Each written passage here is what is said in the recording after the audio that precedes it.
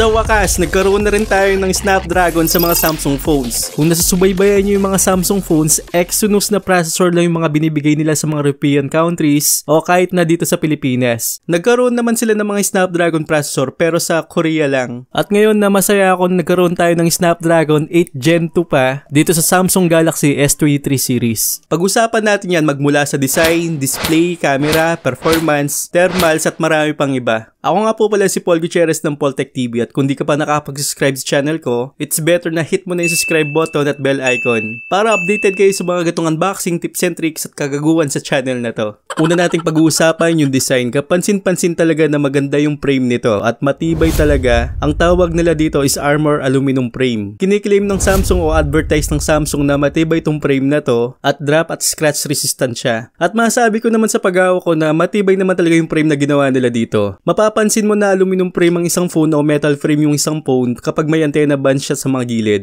So dito meron tayong mga antenna band sa may gilid, sa taas tsaka dun sa baba. Pero pagdating dito sa back panel, ako lang ba na hindi ko nagustuhan yung design ng mga Samsung S series ngayon? Parang naglagay lang sila ng camera, parang ganun. At wala nang masyadong design dito sa camera module niya. Parang pinaangat lang yung camera, parang ganun sa paningin ko. Pero iba-iba naman tayo ng gusto. Sinasabi ko lang yung honest na opinion ko dito sa phone na to. Nung hindi pa nga lumalabas yung mga Samsung S23 series, nakakita na ako ng mga concept design at sobrang ganda ng mga concept na yun. So dito hindi ko alam kung bakit ganito lang yung back panel sa ganitong presyo. Usually yung mga ibang brand ng phone nagmamakahirap kung paano gumawa ng mga back panel nila o paano pagandahin yung design ng back panel nila. At sobrang iba-iba talaga yung mga design na nakikita natin. Sobrang ganda talaga. Kahit na mid-range phone, entry level, pinapaganda talaga yung mga back panel na yan. Nasabi ko nga kanina na may gumagawa ng mga design na ganito o concept design. Sana hinahire na lang ng mga Samsung yun. Instead na ganito lang yung binigay nila sa ganitong phone o sa ganitong presyo. Medyo nalungkot lang talaga ako sa part na to. Although meron na nga tayong Snapdragon pero masabi ko na hindi ko nagustuhan talaga yung back panel ng phone na to o yung mga S23 series. Natatandaan ko yung Samsung Galaxy 22 series. Parang may nakita akong design sa camera module nun. So dito parang inalis nila yon tapos pinaangat nila yung camera. Parang ganun yung nakikita ko. Pero sa paghawak ko naman, premium naman yung naramdaman ko sa phone na to. At napakalit lang ng phone na to. Kung mapapansin yung Poco X5 Pro, ganito lang siya kaliit at ganyan lang siya kalaki. Kumbaga parang nabawasan siya ng 25% sa mga normal phone na ginagamit natin. Pero cute naman siyang tignan. At sa taas meron tayong noise cancelling microphone dito, isang antenna bands. Sa baba naman isang speaker, isang microphone ulit, tapos Type-C port para dun sa charging o pag-transfer ng mga files natin sa PC, isang microphone ulit, tsaka isang SIM card tray. Magkatabi yung microphone tapos SIM card tray.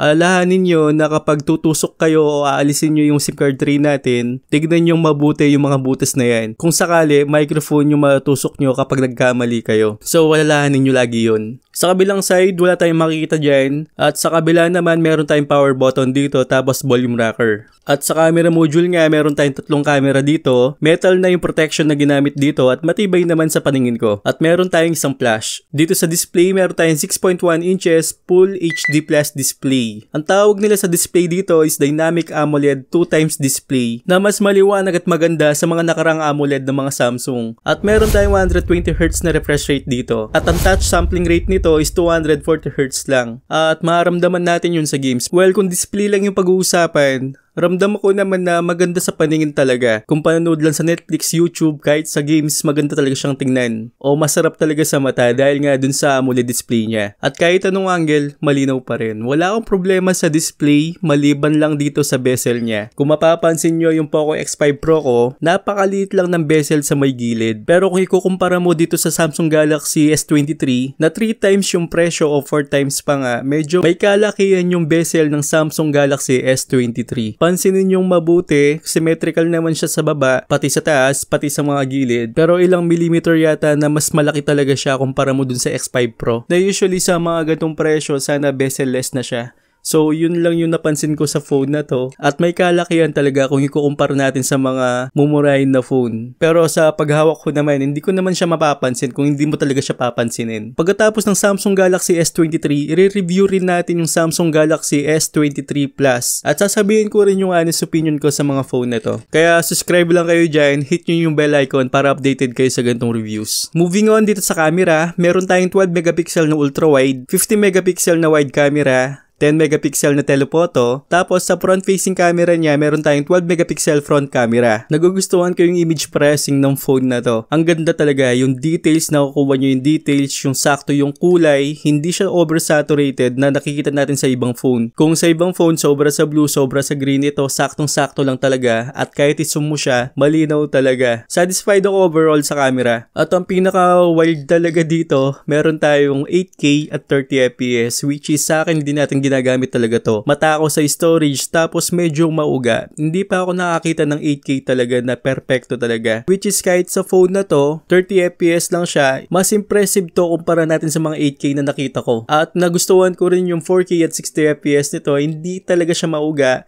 Sobrang stable niya. At kung gusto nyo pa ng talagang stable, hilagay natin sa ultra steady mode. May icon dyan na parang kamay para hindi siya mauga. Then pwede natin ilagay ito sa 4K at 60 FPS o 30 FPS o 1080p at 60 FPS. So kapag available naman sa phone nyo ang 4K, kahit 30 FPS o 60 FPS, yun lagi yung gamitin natin dahil 4 times siyang maganda sa 1080p. Usually sa ganitong panahon, parang outdated na talaga yung 1080p. At ma-satisfied talaga kayo sa 4K at 60 FPS. At mapapansin nyo naman kung ikukumpara nyo pagdating sa phone. At may additional features pa to pagdating sa gallery. Kapag inold natin yung pictures natin, ma-crop siya o ma-remove yung background natin. At pwede natin gamitin to sa mga iba-ibang scenario. Kunwari ako, pwede kong ilagay ito sa thumbnail ko o kayo, pwede kayong maglagay ng mga ibang background. So, magandang features to. Meron din yata sa iPhone ito. I-hold mo lang at i-copy. Okay na yon at yung details nakakuha naman niya. At kung napansin nyo kanina, isang speaker lang yung nabanggit natin dito. Dalawang speaker to at stereo speaker siya. Sobrang ganda ng pagkabalance ng bass at yung treble. As in talagang ang lakas para sa akin. Ramdam mo talaga yung bass ng phone na to. At nakatune to sa AKG. Usually sa mga gantong phone, hindi ko pinapansin talaga yung mga speaker na yan.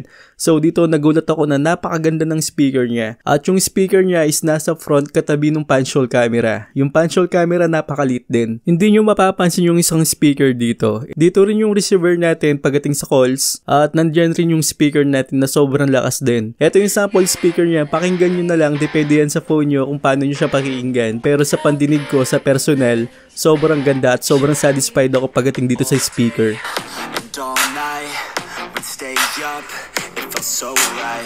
We were so young, we were so dumb. We would get drunk, and then hook up.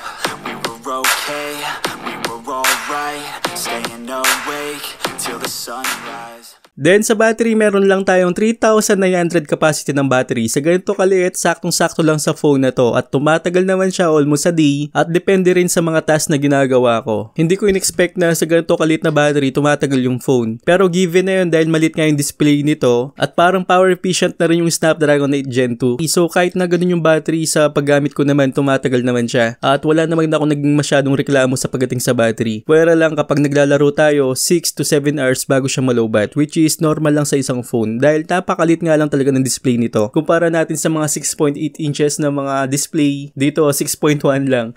Kaya wag kayong mag-alala kahit maliit yung battery nito, tumatagal naman talaga siya. At gusto ko ring sabihin na naka-Gorilla Glass Victus na rin to. At version 2 na, which is matibay talaga. Nagugustuhan ko talaga yung mga Glass Victus na yan. Dahil sa tibay talaga, wala akong masabi talaga pagdating sa Victus na protection. Yung version 1 nga, sobrang satisfied na ako. Dito, version 2 na. So matibay to kumpara natin sa version 1. Pagdating naman sa performance, naka-Snapdragon 8 Gen 2 to. Isa sa mga powerful na processor pagdating sa market. Well, sobrang ganda ng performance dito sa Snapdragon 8 Gen 2 pagdating sa Samsung S23. Although wala pa tayong ibang settings so hindi pa updated yung mga settings natin dahil bago pa lang yung processor nito o kakalabas lang ng phone na to. So in time kapag nakabili kayo ng phone na to, maghintay tayo ng optimization sa mga games na yan. Ang nangyayari kasi dyan, kunwari sa Mobile Legends wala pa tayong mga ultra refresh rate dyan. Meron lang tayo ultra graphics o medium graphics mga ganun. Pero satisfied naman ako sa nilalaro ko dito at natatapos ko na maganda yung laro na to. Dahil maganda nga yung processor nito pagdating sa gaming. Talagang maghintay lang tayo ng mga optimization para makuha natin yung mga settings na nararapat sa phone na to. In time naman, magkakaroon yan.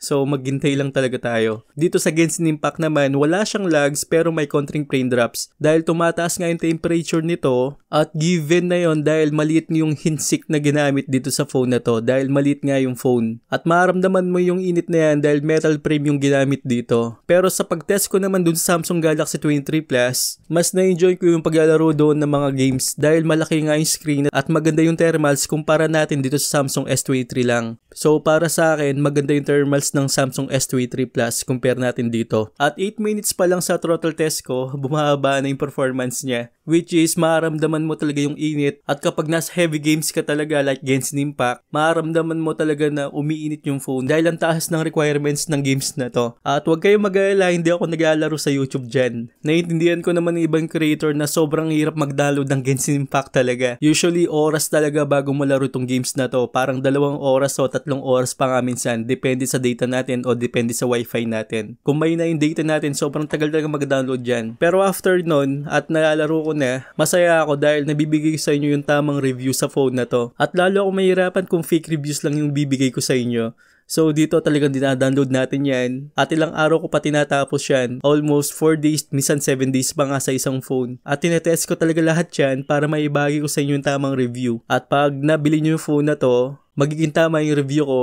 Mahirap talaga kasi na kapag ginamit mo yung phone, sinabi kong maganda at hindi naman maganda sa inyo. Sobrang nakaka-down yun para sa akin. Kaya mas maganda talaga na i-test natin talaga yan. At huwag tayo mag-fake reviews. Iwasan natin yung mga fake reviews na yan. So sana malaking tulong sa inyo to. Abangan nyo yung mga reviews natin sa Samsung Galaxy S23 Plus at marami pa akong phone na re-review para sa inyo. I hope na nakatulong ako sa inyo at huwag nyo kalimutan mag-subscribe sa channel ko at hit yung bell icon. So once again, this is Paul.